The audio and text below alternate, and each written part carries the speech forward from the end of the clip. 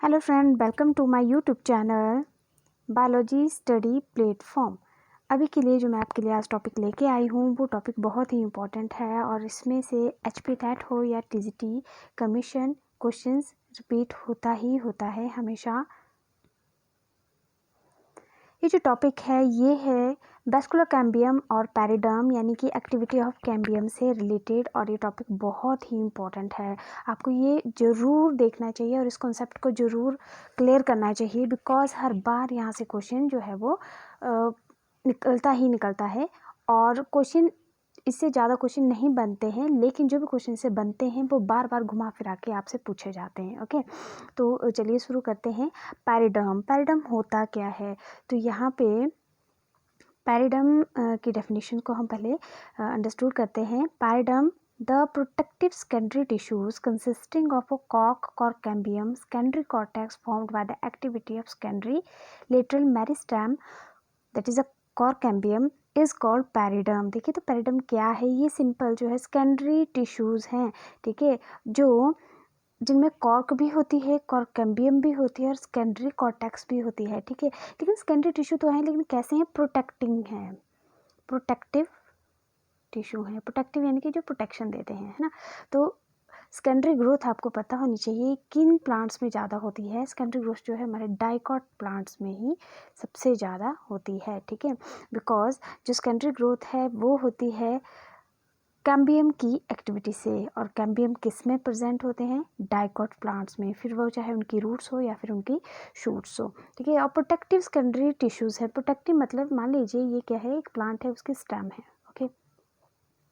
अब इसकी स्टेम के बाहर हम क्या देखते हैं कि हमें कई बार एक छाल सी, बाक सी या ब्लैक कलर का, ठीक है, जो एक लेयर जैसे हमें दिखती है, ठीक। तो वो क्या है? प्रोटेक्शन का काम करती है। तो वही है प्रोटेक्टिव सेकेंडरी टिश्यूज, यानी कि जिसको हम कॉर्क कहते हैं, ठीक है। अब इसमें ही सेकेंडरी ग्रोथ होती है। जो सेकेंडरी ग्रोथ है वो हमारे कैम्बियम की एक्टिविटी से होती है, यानी कि कैम्बियम प्रेजेंट होना चाहिए। और आपको पता होना चाहिए जो कैम्बियम है वो सिर्फ हमारे डाइकॉट प्लांट्स में ही प्रेजेंट होता है, मोनोकोट में प्रेजेंट नहीं होता है। मोनोकोट में अगर वो प्रेजेंट हो गया तो मोनोकोट में भी सेकेंडरी ग्रोथ हो जाएगी, है ना। अब इसका एक रीज़न ये है कि जो मोनोकोट है उनमें कैम्बियम एब्सेंट होता है, ठीक है। इसलिए वहाँ के जो वेस्कुलर बंडल होते हैं, ठीक है, यहाँ बीच में हमने देखा कि इस वेस्कुलर बंडल एक में जाइलम होता है, एक में फ्लोएम होता है, ठीक है। इसको कम्प्लीटली हम वेस्कुलर बंडल कहते हैं। तो यहाँ बीच में मोनोकोट में वेस्कुलर बंडल में ये वाली जो लेयर होती है, ठीक है, इसको हम कैम्बियम कहते हैं। लेकिन ये कैम्बियम जो है मोनोकोट में एब्सेंट होती है। वहीं हम बात करें डाइकॉट की, तो डाइकॉट में ये जो लेयर होती है ये प्रेजेंट होती है, ठीक है। यहाँ पे बस यहीं पे सेकेंडरी ग्रोथ होती है, ठीक है। इसको हम बोलते हैं कैम्बियम। और ये है आपका फ्लोएम ऊपर वाली साइड, और नीचे है जाइलम, ओके। तो यहाँ पे फ्लोएम और जाइलम के बीच में जो एक लेयर प्रेजेंट होती है, ठीक है, इसको हम बोलते हैं कैम्बियम। अब इस कैम्बियम में ही क्या होगी? सेकेंडरी ग्रोथ होगी, यानी कि इसका डिवीज़न होगा। थोड़े से सेल ऊपर की तरफ ऐड करेगा, थोड़े से सेल अंदर की तरफ ऐड करता है, और जिसकी वजह से क्या होती है, इसमें बहुत सारी लेयर बन जाती है, ठीक है। और वैसे ही जो शूट होता है उसके बाहर की जो लेयर जो है वो इस तरह से बन जाती है और प्रोटेक्शन का ये काम करती है। और यही कारण है कि जो डाइकॉट की जो डाइकॉट जितने भी प्लांट है उनकी स्टेम जो है बहुत हार्ड होती है, और बाहर की तरफ उनमें छाल यानी कि कॉर्क भी होती है, ठीक है। और मोनोकोट और डाइकॉट का डिफरेंस आपको पता होना चाहिए, ठीक है। तो एक डिफरेंस तो यही है कि जो मोनोकोट होता है और डाइकॉट होते हैं उनमें जो वेस्कुलर बंडल्स प्रेजेंट होते हैं, ये जो वेस्कुलर बंडल हैं डाइकॉट में होते हैं ओपन टाइप वेस्कुलर बंडल, क्योंकि इनमें कैम्बियम प्रेजेंट होता है, ठीक है।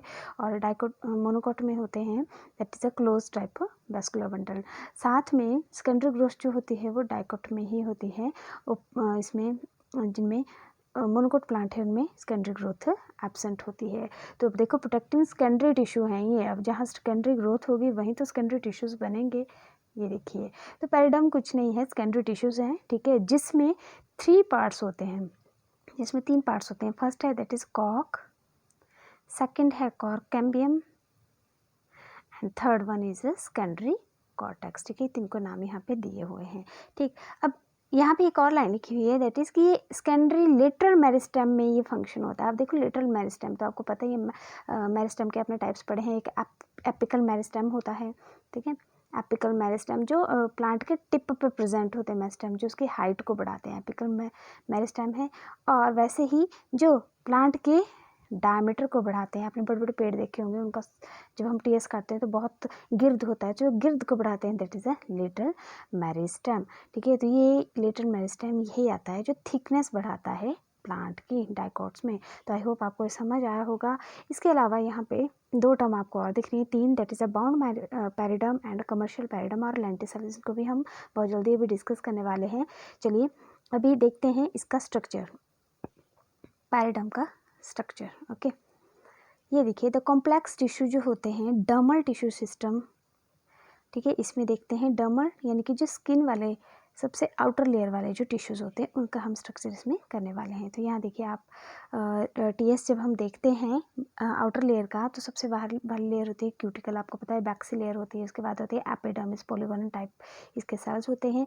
अब देखो यहाँ पे phellum, cork cambium and phelloderm, ये तीनों जो लेयर्स हैं बस ये ही हैं जिसको हम कहते हैं पैरिडर्म, है ना।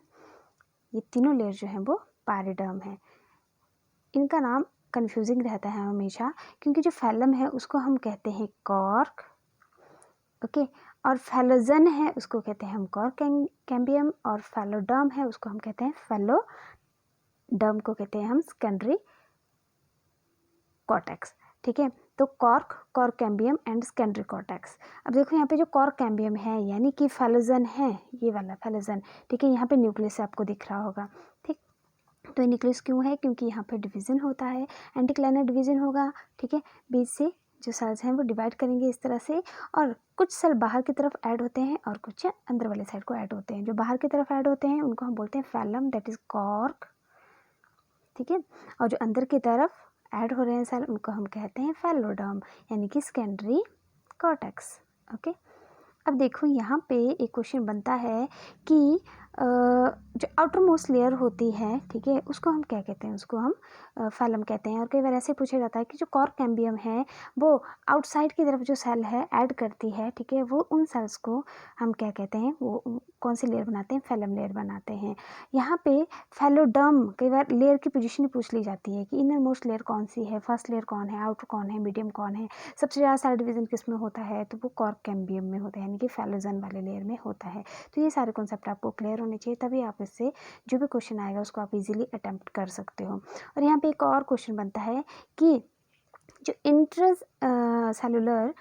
इंटरसेलुलर जो स्पेसिस होते हैं, ठीक है, वो किस में प्रेजेंट होते हैं। तो देखो इंटरसेलुलर स्पेसिस जो हैं हमारे फैलोडर्म वाले लेयर में प्रेजेंट होते हैं। जैसे ये देखो आप सेल देख रहे हैं यहाँ पे, लेकिन यहाँ पे ये क्या है, बीच में स्पेस है, दैट इज़ इंटरसेलुलर स्पेसिस, ठीक है। तो ये प्रेजेंट होते हैं हमारे फैलोडर्म में ही।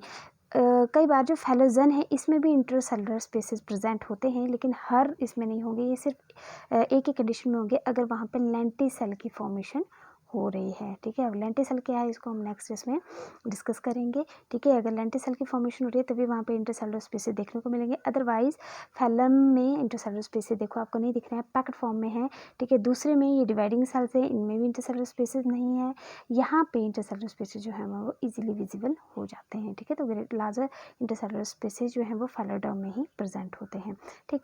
अब इसके बाद है यहाँ पे cork is a dead at maturity and has suberin. देखो यहाँ पे बहुत इंपॉर्टेंट हो जाता है कि इनमें से सुब्रीन कंटेंट जो है वो किस में पाया जाता है, फैलम में, फैलोजन में या फैलोडर्म में। तो वो होता है हमारे फैलम वाले पोर्शन में, जो बाहर की तरफ जब कॉर्क कैम्बियम डिवाइड होती है और बाहर की तरफ उसके सेल जाते हैं तो उनमें धीरे धीरे जैसे लेयर बनती जाती है तो आउटर जो लेयर होती है उनमें सुब्रीन की डिपोजिशन होती जाती है।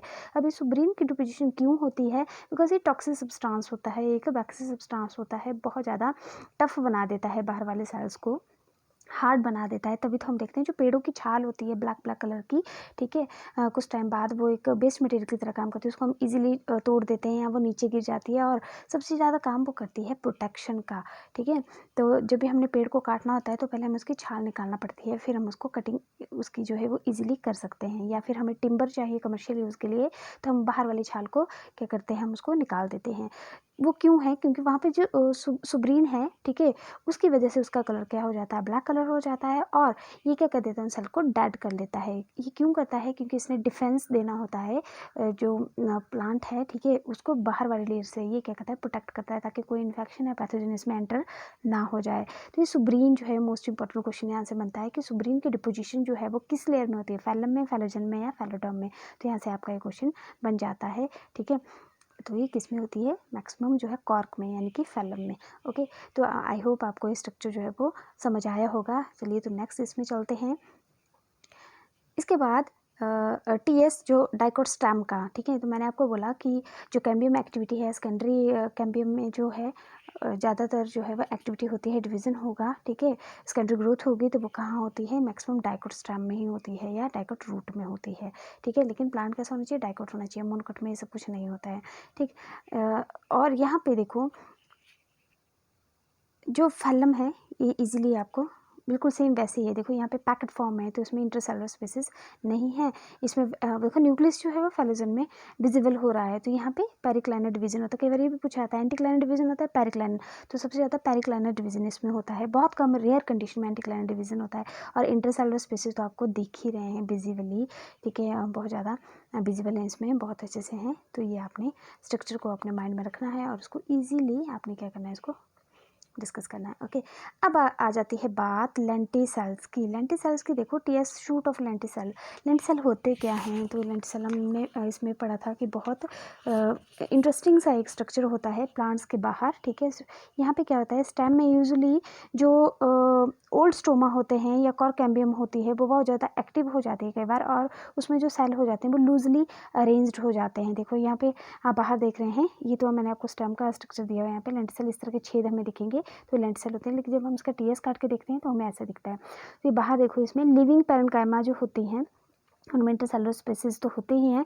और ये किस वाले पोर्शन में थी, ये कोर्टेक्स वाले पोर्शन में थे ना, वैसे जो इनर मोस्ट लेयर थी, ठीक है, फैलोडर्म, ठीक है, उसमें थे ये। लेकिन कई बार ऐसा होता है कि यहाँ पे क्या हो जाता है, ये बहुत ज़्यादा डिवाइड कर जाते हैं, ठीक है, मोर एक्टिव हो जाते हैं ये, ठीक है। और यहाँ पे रेस्पिरेशन के लिए, रेस्पिरेटरी इनका फंक्शन रहता है सबसे ज़्यादा लेंटिसेल का, ठीक है। रेस्पिरेशन के लिए ये क्या कर जाते हैं, यहाँ से जो आपके कॉर्क है, डेड वाला पोर्शन होता है, इसको ब्रेक करके ये जो लेंटिसेल है ये थोड़े से बाहर की तरफ जो है वो यहाँ से दिखना शुरू हो जाते हैं, ठीक है। और पैरेन्काइमेटल सेल्स होते हैं, लिविंग सेल होते हैं, वो कॉर्टेक्स में प्रेजेंट होते हैं। फैलम में जो है जो है वो डेड सेल प्रेजेंट होते हैं। तो लेंटिसेल का मेन काम यही होता है कि रेस्पिरेशन में हेल्प करते हैं, ठीक है। और बाहर की तरफ जो है वो फैलोजन जो है वो अब यहाँ पे आता है, वो फैलोजन में इंटरसेलुलर स्पेसिस का होना।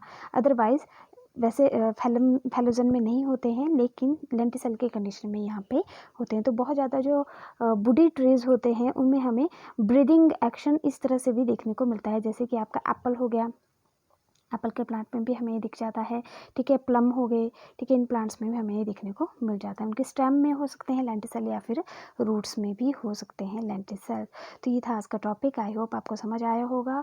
और ये आपके एग्जामिनेशन पॉइंट ऑफ व्यू से बहुत ज़्यादा इंपॉर्टेंट होने वाला है, क्योंकि लेंटिसेल से रिलेटेड और फैलोजन, फैलोडर्म, इन सब से रिलेटेड क्वेश्चन हर बार रिपीट होता ही होता है। तो आई होप आप बुक्स को भी कंसर्न कर लें और इस वीडियो को भी ज़रूर देखें और लाइक भी करें।